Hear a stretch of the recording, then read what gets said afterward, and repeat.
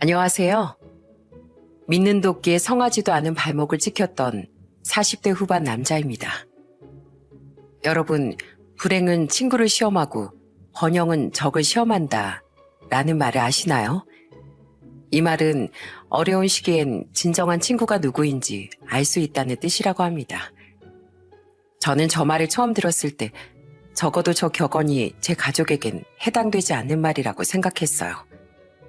그만큼 제 가족만은 어떤 시련이 닥쳐와도 제 곁을 지켜줄 거라고 믿었으니까요.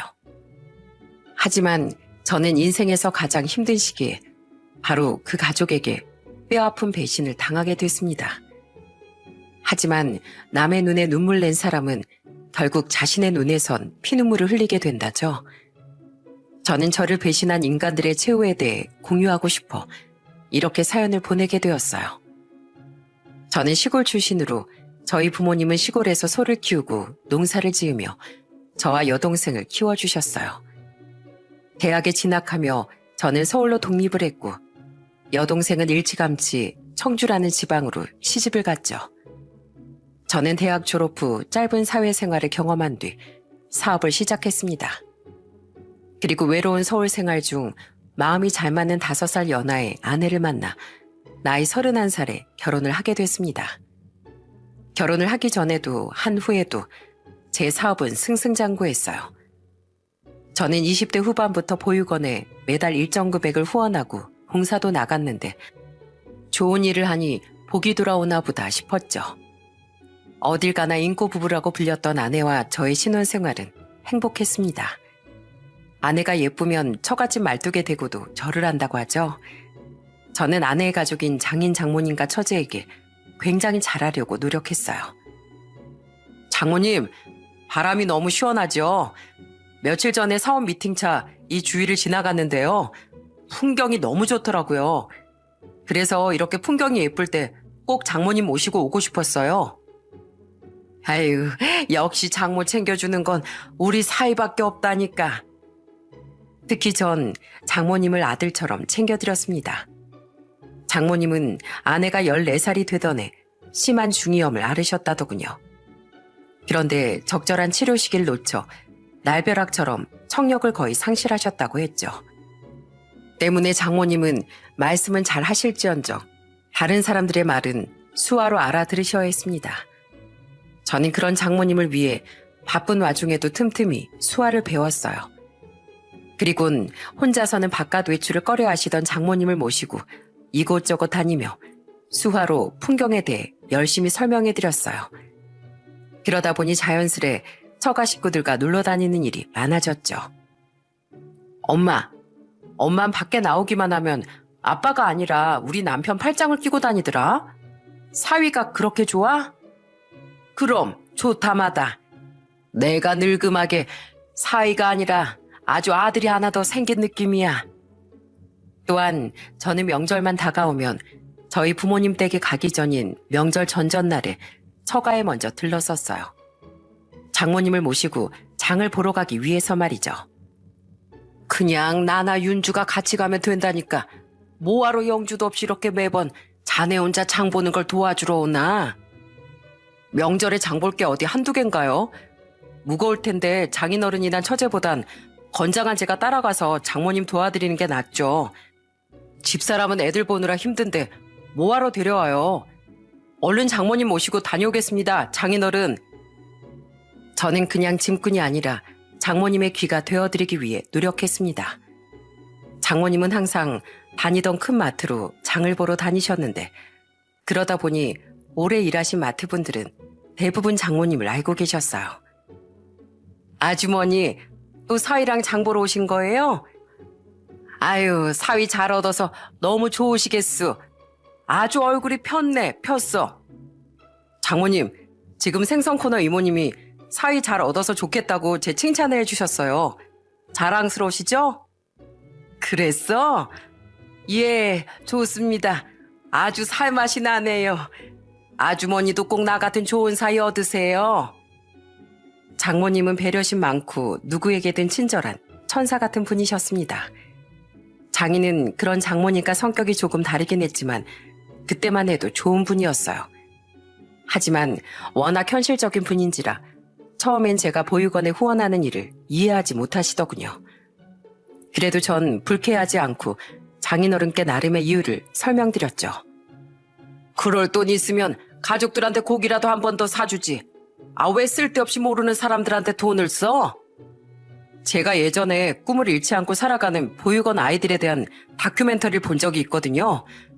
그때 너무 눈물이 나서 어떻게든 그 애들에게 도움이 되어주고 싶었어요. 그래서 적은 돈이나마 후원도 시작하고 봉사도 다니게 된 거예요. 물론 다달이 몇백, 몇천만 원씩 후원하는 사람들에 비하면 적은 금액이지만 형편이 되는 만큼이라도 꼭 세상에 도움이 되고 싶었거든요. 그러니까 그렇게 세상을 돕는다고 자네한테 돌아오는 게 뭔데? 물론 제가 돌려받지 못할 수도 있죠. 그래도 저처럼 가진 걸 나누는 사람이 많아진다면 언젠가 제 가족, 제 자식들이라도 누군가의 티끌만한 도움 정도는 받을 수 있지 않겠어요? 제가 몇 번이나 그렇게 말씀드리자 그제야 장인어른은 더 이상 이야기를 꺼내지 않으셨습니다. 여전히 못마땅한 눈치긴 했지만은요. 저는 결혼 후에도 꾸준히 후원을 했고 때로는 혼자 또 때로는 아내와 처제 장모님과 함께 보육원 봉사도 이어갔어요. 그 덕분인지 제 사업은 고꾸라지는 일 없이 날로 번창해 주었죠. 장모님 못지않게 천사처럼 착하고 좋은 사람이었던 건 처제도 마찬가지였습니다. 처제는 아내보다 한 살이 어렸는데 고맙게도 저를 잘 따라줬어요. 저는 제 여동생보다도 훨씬 어린 처제에게 가끔 용돈도 주고 밥도 사주며 잘해줬죠. 그러다 제가 결혼한 지 2년쯤 지났을 때 이런 일도 있었어요. 형부, 저 진짜 너무 힘들어 죽겠어요. 처제, 울어? 갑자기 무슨 일인데 전화하자마자 울어? 저희 회사 같은 부서에 노총각 상사가 한 명 있거든요. 그런데 그 사람이 싫다는데도 자꾸만 절 쫓아다니고 메신저랑 메일로까지 만나자, 아이는 몇 명이나 낳자 이러면서 자꾸 추근덕대는 거예요. 걱정하실까봐 부모님께 말씀도 못 드리고 윗선에 말해봤는데 제가 예민하게 군다는 식으로 반응하더라고요. 워낙 회사가 보수적이고 그런 잡음을 싫어하다 보니까 같은 부서 동료들도 저를 도와주지 못하는 상황이고요. 저 너무 괴로워요. 어렵게 들어간 회사인데 그만두는 수밖에 없을까요? 처제는 같은 회사 이상한 찐득이에게 잘못 걸렸다며 제게 고민을 토로하더군요. 혼자서 어떻게든 견뎌내보려다 결국 참지 못하고 평소 고민을 잘 털어놓던 제게 이야기를 꺼낸 거죠. 저는 처제를 안심시킨 뒤 직접 처제의 회사로 찾아가 항의를 했습니다. 회사 직원이 이렇게 고통을 당하고 있는데 왜 회사에선 손을 놓고만 있습니까? 그 직원을 이대로 방치한다면 저는 법적 조치를 취할 수밖에 없습니다. 그리고 제가 아는 기자가 몇 있는데 그 기자들한테 이 회사의 실체에 대해 고발도 할 거예요. 아이고, 무슨 오해가 있으셨나 봅니다. 안 그래도 어떻게 일을 처리해야 하나 우리도 고민하던 차였어요. 만만하게 봤던 여직원 대신 가족이 강하게 나서자 그제야 회사에선 그놈에게 가벼운 징계를 내린 후 다른 층의 먼 부서로 보내버리더군요. 그리고 그 일이 좋은 사례가 되어 다른 직원들도 행동을 더 조심하는 분위기가 되었다고 하더라고요. 고마워요, 형부. 그런 놈 때문에 회사 그만두기 싫었는데 형부 덕분에 이제 살 것 같아요. 저는 항상 형부 형부하며 저를 따르던 처제가 참 예뻤습니다. 처제는 제가 결혼한 지 5년 뒤 집도 잘 살고 사람 좋은 남자를 만나 결혼을 했어요. 저는 그때 오빠 같은 마음으로 처제에게 고급 혼수를 모두 마련해 주었죠. 형부, 이러지 않으셔도 돼요. 제가 죄송해서 이렇게 비싼 것들을 어떻게 받아요. 내 손 아래 동서 될 사람이 좋은 집 해온다며. 그럼 그 집에 많은 혼수라도 채워가야 처제가 기가 덜 죽을 거 아니야. 처제, 나는 이 집 사위이기도 하지만 또 아들이기도 해. 그러니까 결혼하고 나서도 힘든 일 있으면 날 오빠라고 생각하고 꼭 연락해야 돼. 알았지? 처제는 고마운 마음에 결국 눈물까지 흘리더군요. 그렇게 처가의 진심으로 자라던 제게 처가 식구들도 아내도 굉장히 고마워했죠. 하지만 처가 식구들과의 행복한 시간이 끝없이 이어졌던 건 아니었습니다. 제가 결혼한 지 8년 뒤 장모님께선 그만 병환으로 이르게 세상을 떠나셨거든요. 장모님은 사경을 헤매시던 마지막 순간에 눈까지 보이지 않게 되셨어요. 때문에 저를 포함한 가족들 모두 귀가 안 들리는 장모님께 마지막 말조차 드리지 못했죠. 그때 장모님은 꼭 잡은 제 손을 느리게 만지작거리더니 이렇게 말하시더군요. 우리 큰사위 손이 틀림없구나. 8년 동안 지겹도록 붙잡고 다녔던 손이니 내 잘 알고 있지. 강서방, 안 봐도 훤하네. 강해 보여도 눈물 많은 우리 사위. 지금도 어린애처럼 엉엉 울고 있겠지? 울지 말게. 물론 우리 가족들 덕도 있지만 난 자네와 지내던 그 세월이 새 아들을 얻은 것처럼 넘치게 행복했네. 그게 제가 겪은 가까운 가족의 첫 죽음이었습니다. 그리고 저뿐 아니라 처가 식구들 모두 한동안 큰 슬픔에 잠겨야 했죠. 그런데 문제는 장모님이 돌아가신 다음부터 장인이 망가지기 시작했다는 거예요. 강서방, 내 부탁이 있네. 나 돈 좀 빌려주게. 당시 은퇴를 하셨던 장인은 경마라는 무서운 도박에 빠지고 말았습니다. 아무래도 따로 살다 보니 처음엔 그 심각성을 잘 몰랐었어요. 가끔 주말에 전화드릴 때 경마장에 있다시기에 그냥 남들처럼 놀러 가셨겠거니 생각했던 거죠. 그런데 어느 날 장인이 제게 전화해 돈을 빌리지 않겠어요? 장인어른, 제가 혹시나 해서 묻는 건데 혹시 경마 때문에 돈이 필요해서 그러신 건 아니죠? 사실은 맞네. 내가 홀라당 미쳐서 그동안 모은 재산의 퇴직금까지 경마로 홀라당 다 날려버렸어. 그러다가 친구 놈들한테 돈까지 빌렸는데 그것까지 전부 날려버려서 지금 갚을 길이 없네. 제발 나 좀 살려주게, 강서방. 그때 저는 장인의 심각함을 처음 알게 된 겁니다. 당황하고 놀랐지만 저는 장인의 눈물 섞인 애원에 마음이 약해졌어요. 또한 장모님의 부재가 얼마나 괴로우셨으면 그러셨을까 싶어 몇 번 돈을 빌려드렸죠. 그런데 알고 보니 장인은 저뿐 아니라 처제의 남편인 동서에게도 똑같이 돈을 빌리셨더군요. 이건 정말 보통 일이 아니다 싶어 저는 장인께 전화를 걸어 화를 냈어요. 장인어른, 이러다 정말 큰일 나세요. 제가 돈을 빌려드리기 싫은 게 아니라 그 많은 돈을 전부 경마로 탕진하셨다는 게 문제잖아요. 이건 수렁으로 빠져든 무서운 길이에요. 그러니까 지금이라도 제발 그만두세요. 알겠네, 강서방. 내가 왜 이렇게 됐는지 모르겠네. 나 정말 평생 모은 돈을 이 짧은 시간 동안에 다 날렸어. 그냥 죽고만 싶네. 이제부터라도 안 그러시면 되죠. 다시 시작하시면 돼요. 네? 그러니까 이제 경마장 그만 가세요. 그래, 알겠네. 내 이번엔 반드시 그 망할 경마 끊을 거야. 하지만 장인은 말만 그랬을 뿐 몇 년 동안 그렇게 돈을 전부 날려먹더군요.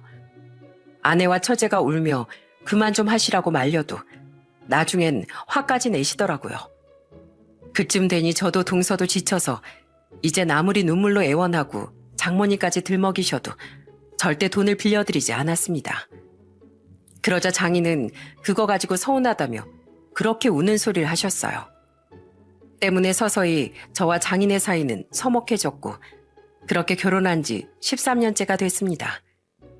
그리고 그때부터 처가에 들이온 그림자는 제 인생에까지 손길을 뻗치기 시작하더라고요. 어떻게 김민규 그놈이 나한테 이럴 수가 있어?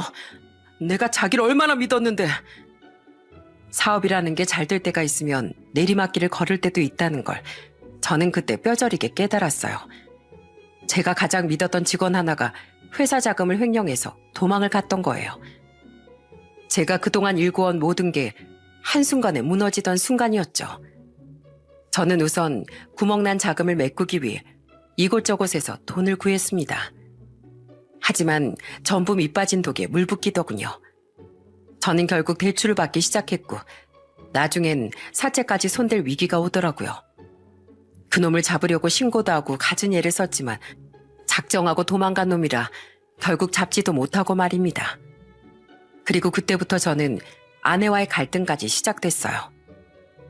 여보, 애들 학원비가 벌써 2달치나 밀렸어. 학원에서 계속 전화 오는데 봐달라고 하는 것도 한두 번이지. 진짜 창피해 죽겠다고. 대체 그놈의 회사 사정은 언제 나아지는 거야? 미안해. 근데 여보, 애들 학원 적어도 한두 개는 당분간 끊어야 할 것 같아. 지금 내 상황에 애들 학원을 둘 다 서너 개씩 보내긴 무리야. 당신이 이해 좀 해줘. 당시 12살, 10살이던 두 딸은 학원을 서너 개씩 다니고 있었습니다. 여러분 아시죠?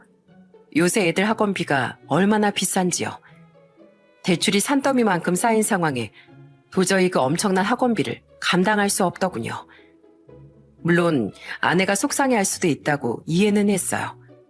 하지만 제가 일부러 그런 것도 아닌데 적어도 저를 원망하기보단 저를 위로해줘야 하는 거 아닙니까? 그리고 그 이후로도 아내의 태도는 계속해서 쌀쌀맞아지기 시작했어요. 당신 카드 안도 막았어?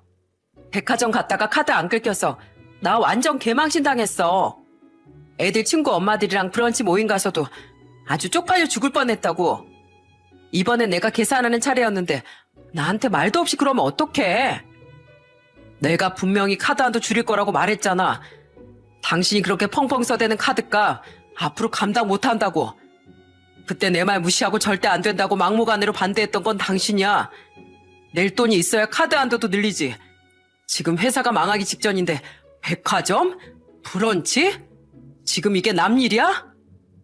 그럼 뭐 갑자기 몸빼바지라도 입고 나가서 나물이라도 팔아오리?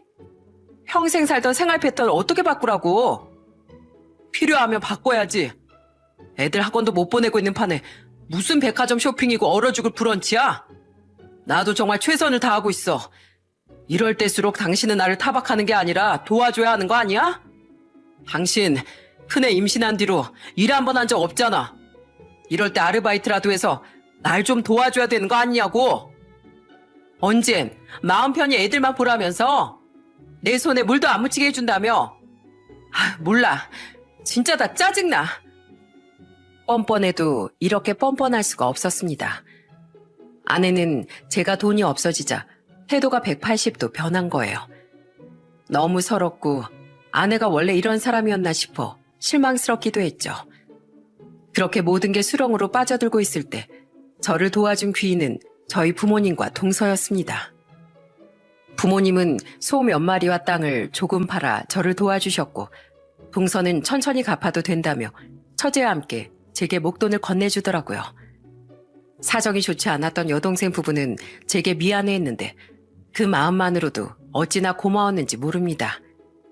그 와중에 아내라는 사람은 어쩜 그렇게 저를 구박하기에만 바쁜지 아내에 대한 서운함은 쌓여만 갔죠. 그렇게 사채 비치는 것만 피하며 겨우겨우 견디고 있던 와중 제겐 또 다른 불행이 찾아오더군요.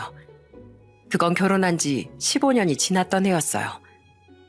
선생님, 검사 결과가 뭔가 잘못된 게 아닐까요? 저 그렇게 심각할 정도로 많이 아프지도 않았는데요. 원래 이 암이라는 게 위기의 순간까지 숨을 가만히 죽이고 있는 아주 무서운 병입니다. 당장 수술하고 치료 시작하셔야 해요.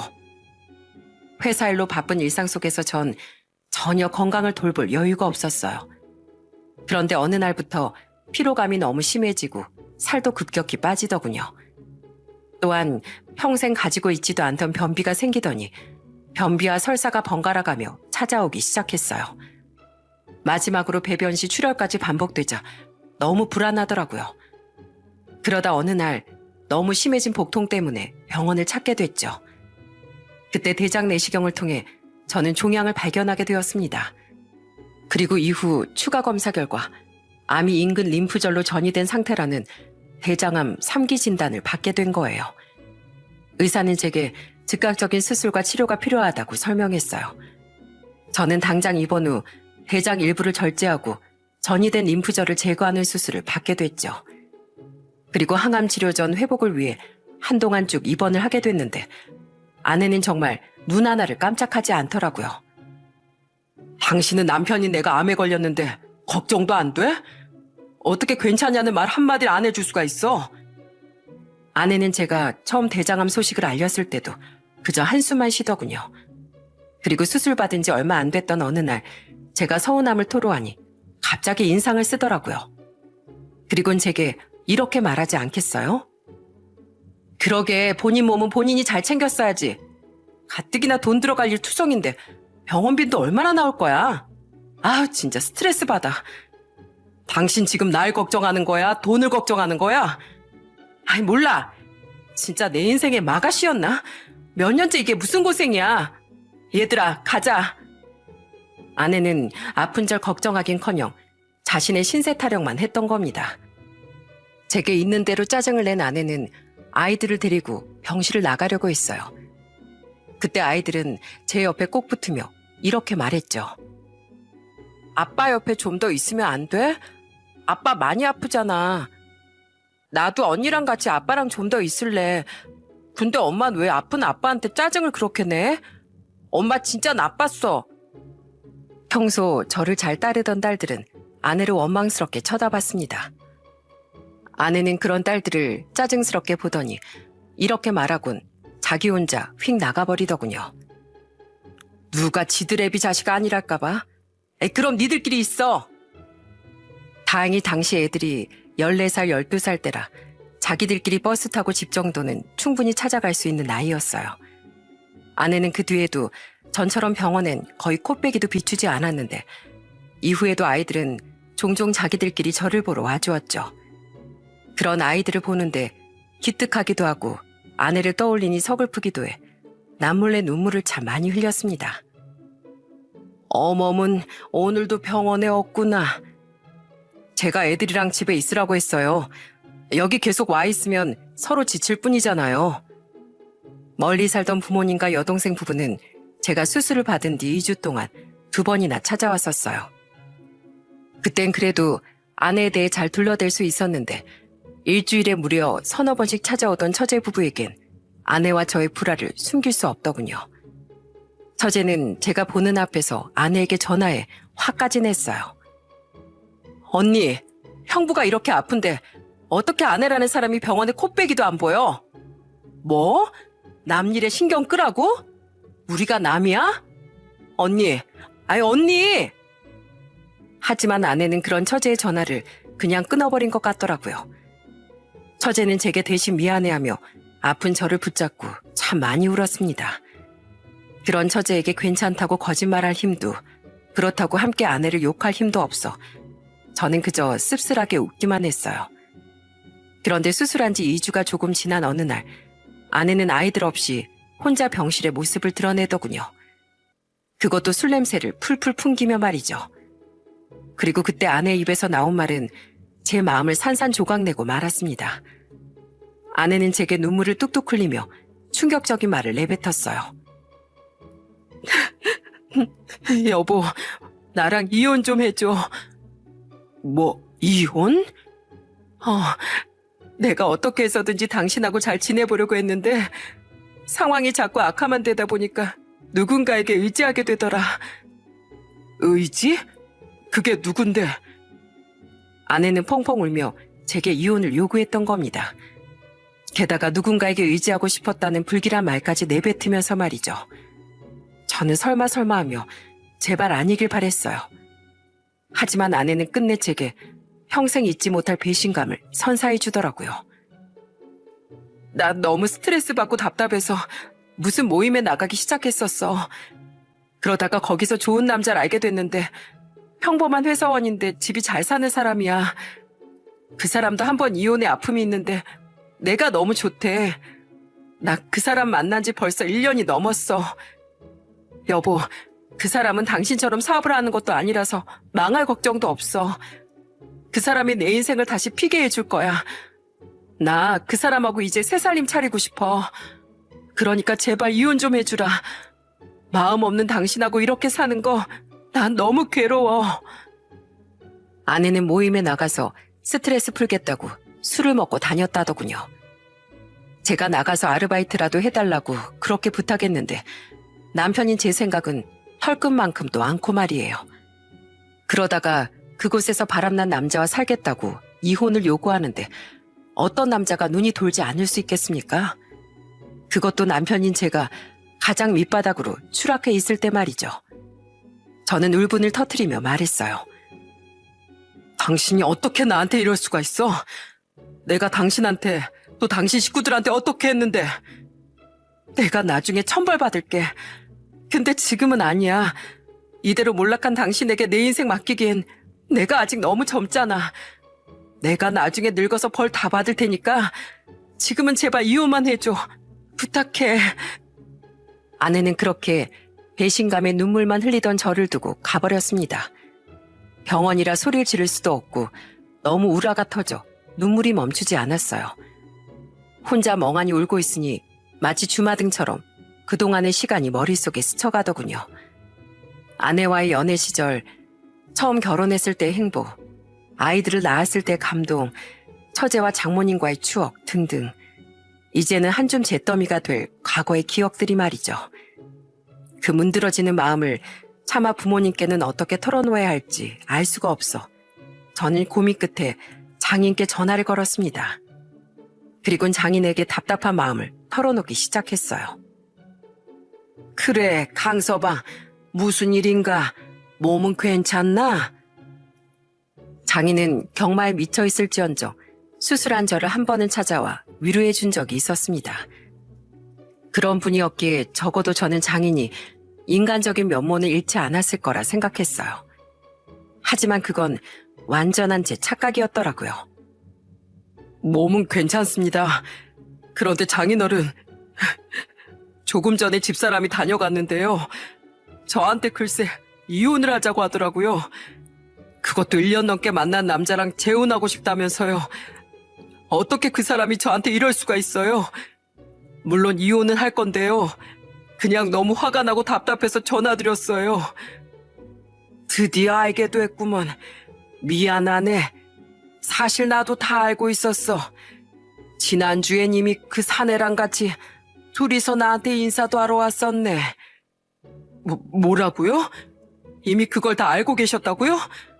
근데 어떻게 저를 감쪽같이 속이셨을 수가 있어요?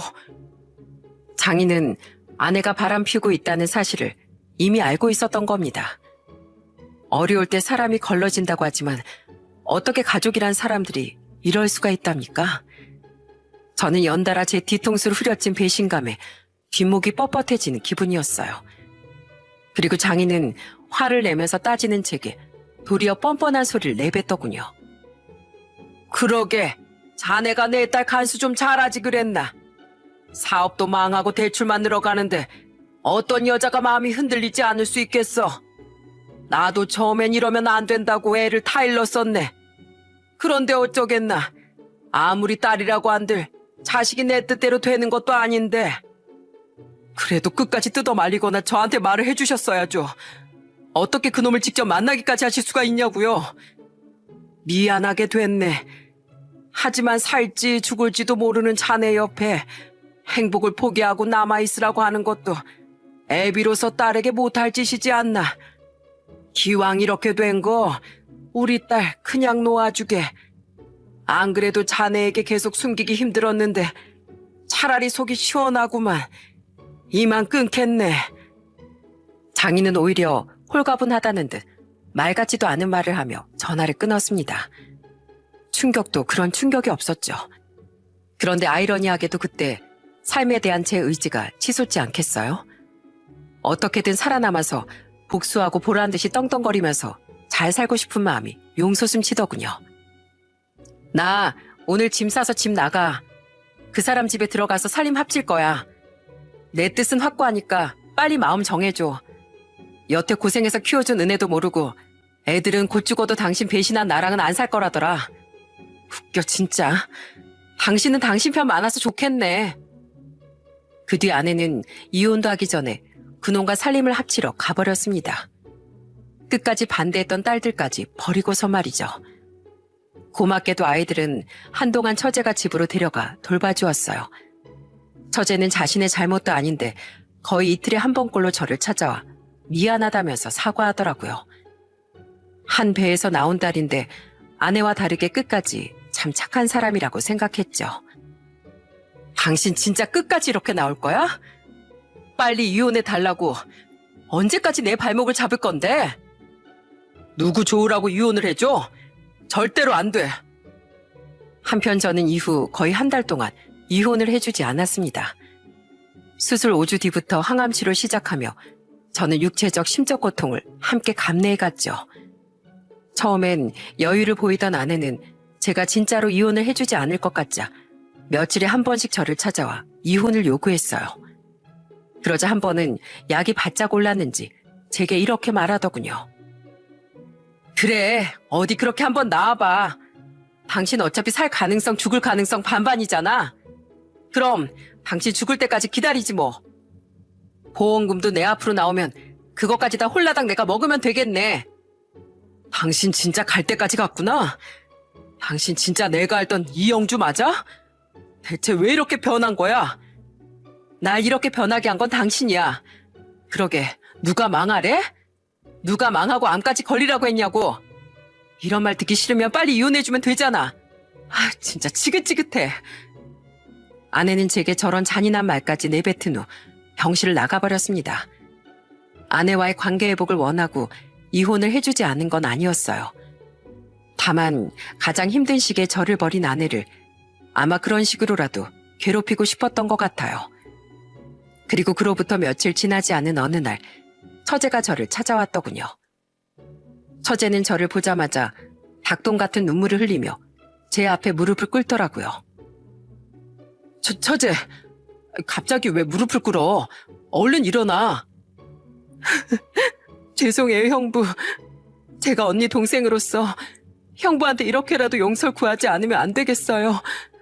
저희 언니요, 다음 주 주말에 상견례 할 거래요. 처제는 제게 아내가 상견례를 할 거라는 청천벽력 같은 소식을 전해줬어요. 그땐 이제 충격을 받다 못해 쥐가 차서 헛웃음이나 하더군요. 무슨 이혼도 안 한 여자가 상견례를 한답니까? 심지어 장인은 모든 걸 알고도 처제에게 상견례 장소에서 입조심하라며 신신당부까지 했다더라고요. 저희 아빠랑 언니는 진짜 사람도 아니에요. 형부가 그동안 우리 가족한테 어떻게 했는데 사람 마음을 이렇게 짓밟을 수가 있어요. 저요, 이제 그 사람들 앞으로 가족은커녕 사람으로도 안 볼 거예요. 하늘에 있는 우리 엄마가 이 꼴을 봤으면 얼마나 통곡을 하셨겠냐고요. 형부, 내 도움 필요한 일 있으면 뭐든지 말하세요. 내가 도울게요. 15년이라는 결혼 생활이 정말 허무하게 느껴졌습니다. 하지만 이미 돌이킬 수도 없는 일 어쩌겠습니까? 저는 펑펑 울고 있는 처제를 일으켰어요. 그리곤 처제에게 이렇게 말했죠. 그래도 이렇게 말해줘서 고마워, 처제. 처제 아니었으면 난 끝까지 바보처럼 당하고 있기만 할 뻔했네. 처제, 그럼 다음 주에 날 그 상견례 장소로 좀 데려가 줄 수 있을까? 당연하죠, 형부. 그런데 괜찮겠어요? 괜찮아. 몸도 많이 회복됐고 첫 항암 끝나고 회복 중이라 의사에게 말하면 잠깐 정도는 외출할 수 있을 거야. 이젠 나도 이 지겨운 관계를 끝내야지. 그래도 그 전에 속 시원하게 복수해주고 싶어. 그렇게 저는 마지막 복수의 때를 기다렸습니다. 대망의 상견례 날 저는 처제와 함께 상견례 장소로 향했어요. 환자복도 갈아입지 않고 말이죠. 상견례 장소로 가는 도중 집에서 조카들과 저희 아이들을 돌봐주고 있던 동서는 제게 전화로 응원의 말을 건네주기도 했어요. 형님, 같이 못 가드려서 죄송해요. 부디 기죽지 마시고 하시고 싶은 말 다 하고 오세요. 저도 집에서 응원하고 있겠습니다. 그렇게 동서의 응원에 힘까지 얻으며 저는 처제와 상견례 장소에 습격하듯 들이닥쳤습니다. 먼저 처제의 얼굴을 본 아내와 장인은 뒤따라 들어온 저를 보며 기겁을 하더라고요. 윤준호 못 온다며? 뒤엔 제부야? 제부, 우리 두 사람 몫은 예약 안 했는... 당신이 여길 어떻게... 두 사람은 무슨 귀신 본 사람처럼 뒤로 넘어갈 듯 굴었습니다. 바보 같게도 그 두 사람은 처제가 저에게 모든 걸 이야기했을 거라곤 상상하지 못한 것 같더군요. 게다가 당황한 표정으로 자신의 부모 눈치부터 살피는 상간남을 보니 그쪽 부모도 아내에 대해 아직 잘 모르는 것 같더라고요. 처제는 기겁을 하고 있는 그 자리의 사람들을 향해 소리쳤어요. 내가 형부 데려왔어. 저 사람 집도 언니 실체를 알아야 할 거 아니야. 안녕하세요. 저 여기 있는 이영주 동생 되는 사람입니다. 있잖아요. 우리 언니 법적으로 이혼도 안 했고요. 여기 있는 이분이 저희 형부예요. 아직 유부녀인 사람이 이렇게 상견례를 하는 게 말이나 되나요? 유부녀라고? 네, 아주머니. 저희 언니, 우리 형부 사업이 잘 나갈 땐 그렇게 좋은 아내인 척 하더니 형부 사업이 힘들어지자마자 그쪽들 아들 만나서 바람 피웠대요.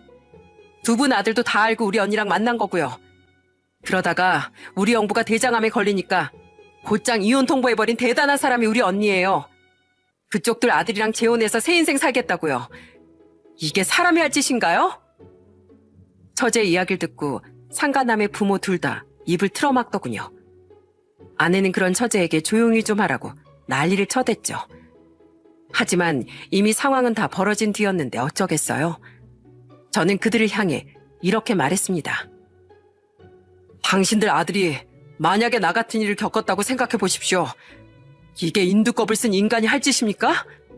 잘 보세요. 내가 바로 댁들 아들의 미래니까요. 이봐, 당신 잘 봐. 유부녀 꼬실 땐 그저 스릴 있고 재밌었지? 그 행복이 과연 평생 갈까? 바람 피워서 당신한테 갈아탄 여자가 나중에 당신 배신하지 말란 법이 있어? 뭐 유부녀 꼬여낸 놈 채우라고 생각하면 그것도 굉장히 쌤통이긴 하겠네. 여보, 제발 조용히 좀 해. 그래, 강서방. 우선 진정하고 가족끼리의 문제는 나중에 이야기함세. 아내와 장인은 어쩔 줄 모르며 저와 처제를 쫓아내려고 했습니다. 하지만 그들의 말은 오히려 불난집에 부채질을 한 꼴이 됐어요. 인상부터 한성질 있게 생기셨던 상간남의 모친이 새된 소리를 지르며 난리를 쳤거든요. 뭐, 여보? 강서방? 아휴, 진짜로 유부녀가 맞나 보네. 얘, 재임이 이혼했다면서 너 부모한테 거짓말한 거야? 아니, 엄마, 곧 이혼할 거라고 했어. 곧 하나 이미 했나 마찬가지잖아. 그게 말이 된다고 생각해? 이것들이 어디서 부모를 농락하고 있어? 아휴, 재수없어. 여보, 어서 갑시다. 상간남의 부모는 씩씩대며 방을 나가버렸습니다. 상간남은 허둥지둥 부모의 꽁무니를 뒤쫓아 나가버렸죠. 엉망진창으로 끝나버린 그 자리에서 아내는 펑펑 울기 시작하더군요. 당신 나한테 진짜 왜 이래? 내가 진즉에 이혼해달라고 했었잖아. 당신 어차피 나랑 더 살 생각도 없으면서 왜 이렇게 내 인생을 못 구워서 안달이냐고. 그래, 강서방. 내가 그렇게 알아듣게 말했는데 살지 죽을지도 모르는 목숨으로 우리 딸 앞날을 이렇게 망쳤어야 했나? 내가 이미 미래의 장인 들먹이면서 저 젊은이한테 빌린 돈이 얼만데 이대로 파혼하고 나한테 돈도 갚으라고 하면 자네가 책임질 텐가? 제가 그걸 왜 책임집니까? 그리고 파혼이요? 유부녀가 파혼이라니. 차라리 똥으로 매줄 쓴다고 하십시오. 아주 지나가다 똥개가 웃겠습니다. 그리고 당신, 내 눈에 눈물 내고 당신은 하하호호 웃으면서 살 수 있을 줄 알았어? 내가 잘 나갈 땐 그렇게 내 등 옆에서 편하게 살더니 당신하고 당신 가족한테 그렇게 잘한 날 짐짝버리듯 버리고서? 앞으로 당신 눈엔 그냥 눈물도 아니고 피눈물 난리만 가득할 거야. 나도 더 이상 당신 안 잡아. 이렇게나마 대판 뒤집어 엎었으니까 앞으로는 당신 같은 여자 때문에 눈물도 한 방울 흘리지 않을 거야. 소원대로 이혼해 줄게. 이제 됐지? 저는 그렇게 지저분하게 아내와의 결혼 생활에 종지부를 찍었습니다. 그저 행복하기만 할 줄 알았던 결혼 생활의 끝이 이럴 거라곤 그전엔 미처 상상조차 하지 못했죠. 처제는 복잡한 감정 때문에 눈물을 흘리던 제 팔을 잡고 밖으로 이끌었어요. 형부, 이만하면 됐어요. 다 끝났으니까 이제 그만 가요. 야, 이윤주, 네가 그러고도 내 동생이야? 넌 대체 내 동생이야, 저 인간 동생이야? 망할 놈의 기집애, 넌 더 이상 내 딸도 아니야. 그런 처제에게 아내와 장인은 비난을 퍼붓더군요. 하지만 처제는 눈 하나 깜짝하지 않고 이렇게 말한 뒤 저와 그곳을 나와버렸습니다. 걱정하지 마. 나도 언니나 아빠 같은 사람 필요 없으니까. 나야말로 영원히 안녕이네. 나중에 알고 보니 아내가 나갔다는 그 모임도 참 기가 막히더군요. 돌식 모임이라고 이혼이나 사별 후 혼자가 된 돌아온 싱글 모임이었다고 하더군요. 이혼도 안 한 사람이 참 대단하지 않습니까? 그렇게나마 대판 한풀이를 한 후 저는 드디어 아내와 이혼을 하게 되었어요. 치료에 집중하고 투병하면서 틈틈이 사업 들여다보기만 해도 바쁜데 더 이상 그런 여자에게 시간 낭비, 감정 낭비 하기도 싫었으니까요. 이후 아이들이 엄마와 살기를 강하게 원치 않았기에 양육권은 저에게 왔습니다. 아내는 애들을 버리다시피 한 뒤 그놈과 기어코 재혼을 했더라고요. 그쪽 집안에서 끝까지 반대할 줄 알았더니 그건 꽤 의외긴 했어요. 그러거나 말거나 더 이상 신경 쓰지 않고 저는 아내와 그놈에게 위자료까지 다 받아먹었죠. 아빠, 마지막 퇴원 축하해. 형부 퇴원 축하한다고. 애들이 얼마나 열심히 집을 꾸몄나 몰라요. 저기 풍선 보이시죠? 저거 저랑 남편이랑 우리 애들까지 총동원해서 일일이 다 붙인 거예요. 퇴원 축하해요, 형부. 저는 입원과 퇴원을 반복하며 꾸준히 치료를 받았습니다. 그동안 고맙게도 처제와 동서가 종종 저희 애들을 많이 돌봐줬어요. 그리고 살고자 하는 의지가 강했던 덕분인지 기적처럼 제 암덩어리가 사라지기 시작하지 않겠어요? 물론 항암 치료가 너무 힘들어서 포기하고 싶을 때도 많았지만 저는 아이들만 생각하며 이를 악물고 버텼습니다. 그렇게 3년도 더 지난 지금 저는 추적 검사만 받으며 일상생활을 할 수 있게 됐죠. 제가 마지막 퇴원을 하던 날 처제 부부는 저희 애들과 조카들과 함께 축하 파티까지 열어주더군요. 그날 어찌나 감동을 받았는지 저는 창피한 줄도 모르고 펑펑 울기도 했답니다. 고마워 처제, 윤서방. 그때 우리 부모님이랑 두 사람 도움이 아니었다면 난 정말 더 깊은 수렁에 빠졌을 거야. 너무 늦기 전에 이렇게 갚을 수 있게 돼서 얼마나 다행인지 몰라. 또한 제가 잘못 살아온 건 아니었는지 시간이 지나자 주위에서 도움의 손길을 많이 내밀어 주더군요. 지옥 같은 시간이었지만 사람이 그냥 죽으란 법은 없었나 보더라고요. 그렇게 제 사업은 밑바닥에서 점점 올라오기 시작했고 지금은 어느 정도 다시 자리를 잡을 수 있게 됐어요.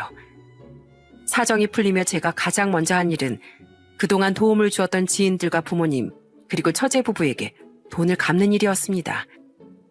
내가 베푼 도움은 언젠간 되돌아온다는 감동적인 세상의 이치를 저는 가장 힘든 시기에 사무치도록 깨닫게 된 거죠. 그리고 그동안 저는 딱 한 번 전처를 만난 적이 있었어요. 그건 지금으로부터 몇 달 전의 일이었는데 그 일화가 바로 제가 이 사연을 보내게 된 이유이기도 합니다. 아빠, 엄마가 우리 학교 앞으로 찾아왔어. 지금 선혜도 내가 불러서 엄마랑 우리 셋이 같이 있는데 엄마가 아빠 좀 보고 싶대.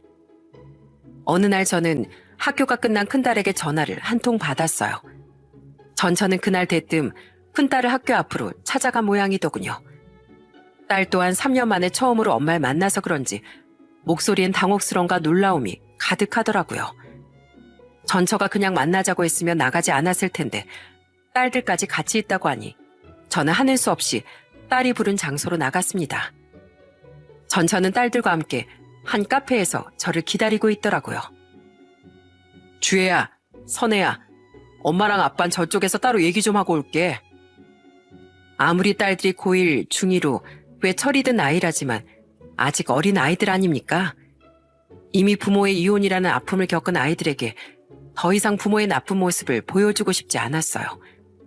때문에 저는 대화 소리가 들리지 않게 아이들과 조금 떨어진 테이블에 전처와 따로 자리를 잡았습니다. 그리곤 초조해 보이는 전처에게 차갑게 물었어요. 한 번도 애들에게 연락도 안 터니 이제 와서 왜 왔어?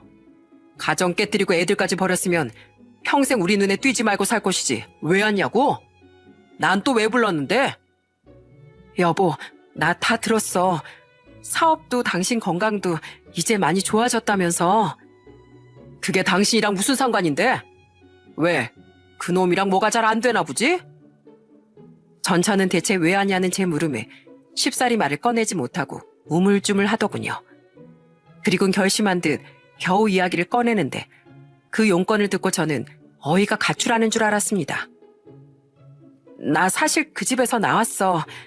시부모가 마음에 안 들던 그 결혼 허락해주는 조건으로 합가를 요구했거든. 그래서 재혼하자마자 합가해서 시부모랑 살게 됐었어. 근데 시모란 사람이 시집살이 장난 아니게 시키는 거야. 그놈도 처음엔 나한테 잘해주는 척 하더니 나중엔 자기 엄마 편만 드는 거 있지? 알고 보니까 그 자식 완전 마마보이였어. 그래서 애들도 빼앗기고 전처랑 이혼도 했던 거야. 나 그 3년도 안 되는 시간 동안 살이 7kg나 빠졌어. 그래서 그 집에 살다간 제명에 못 죽겠다 싶어서 도망치듯 이혼한 거야. 상견례 자리에서 봤을 때도 성격이 보통이 아닌 것 같더니 상가남의 모친이 저 대신 처절한 복수를 해준 셈이더군요. 거의 맨몸으로 재혼했던 전처는 그렇게 맨몸으로 도망치듯 이혼을 했던 거죠. 때문에 지금은 마트 시시코너 아르바이트를 하며 혼자 월세방에 살고 있다는데 어쩌라는 건가 싶더라고요.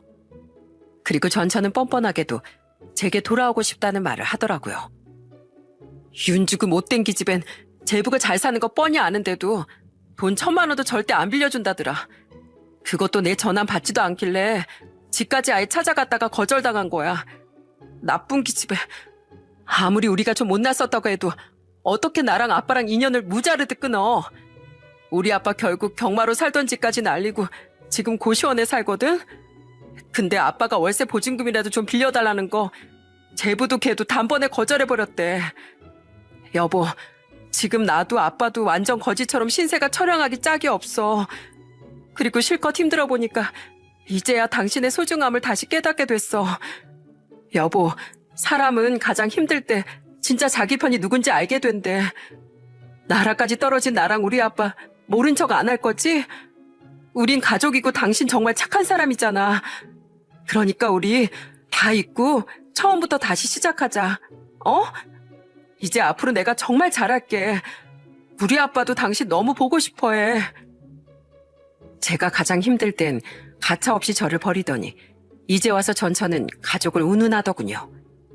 저는 더 들을 것도 없다 싶어 이렇게 말하곤 자리에서 일어나 버렸어요. 무슨 용건인가 했더니 더 들을 가치도 없네. 그래, 사람은 가장 힘들 때 누가 진정한 내 사람인지 알게 된다더라. 그리고 난 가장 밑바닥까지 떨어졌을 때 당신하고 당신 아빠 내 가족이 아니었다는 걸 아주 잘 깨닫게 됐어. 그런 주제에 이제 와서 뭐 가족? 흥, 웃기지도 않네 참. 앞으로 더는 나랑 애들 찾아오지 마. 우린 당신 없이도 아주 잘 살고 있고 나는 당신만 생각하면 아직도 치가 떨리니까. 또 찾아오면 처제가 했던 것처럼 경찰에 신고할 거야. 간다. 얘들아, 가자. 여보. 얘들아, 아빠 좀 잡아봐. 너희들 엄마랑 다시 같이 살고 싶지 않아? 아니, 우린 엄마 싫어. 오늘은 얼떨결에 엄마 따라오긴 했는데 아빠 표정만 봐도 엄마랑 있으면 아빠가 얼마나 불행한지 알겠어. 우린 아빠만 있으면 되니까 또 찾아와서 아빠 괴롭게 만들지 마. 전처는 끝까지 저를 붙잡으며 아이들에게까지 엄마라는 이름으로 애원했어요. 그런데 아이들은 조심한다고 했는데도 우리 대화를 모두 들은 것 같더군요. 아이들은 그런 전처를 차디찬 표정으로 잘라낸 뒤 제 양손을 잡고 그 카페에서 끌고 나오더라고요. 그렇게 철저히 외면당한 전처는 뒤에서 엉엉 울기만 할 뿐 아무것도 할 수 없었습니다. 그게 전처와의 정말 마지막이었죠. 그때 이야기를 들은 처제는 제가 괜히 신경 쓸까봐 전처와 장인의 근황을 말하지 않았다고 했습니다. 저는 그저 잘했다며 앞으로도 저에게 그들의 이야기는 전해주지 않아도 된다고 말했어요. 처제와의 인연은 평생 소중히 이어가겠지만 그들과의 인연엔 전혀 미련이 없으니까요. 그리고 처제는 얼마 전 동서와 조카들과 이사를 하며 완전히 전처와 장인과의 인연을 끊었습니다. 그렇게 그들은 자신들의 딸과 동생에게까지 버림받고 처량한 삶을 살게 됐어요.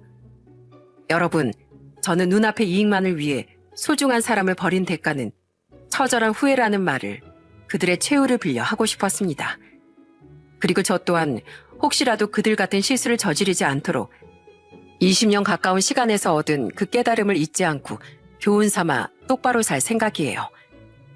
또한 앞으로 저는 저희 딸들이 자신들의 엄마나 외할아버지 같은 못난 인성의 어른으로 자라지 않도록 옆에서 좋은 아빠가 되어주며 살아가려고 합니다. 저는 앞으로 암이 재발하지 않는다는 가정하에 몇 년 뒤 완치 판정을 앞두고 있어요.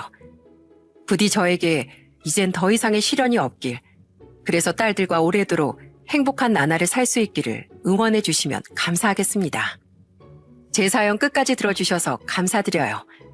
모두 건강하시고 행복하세요.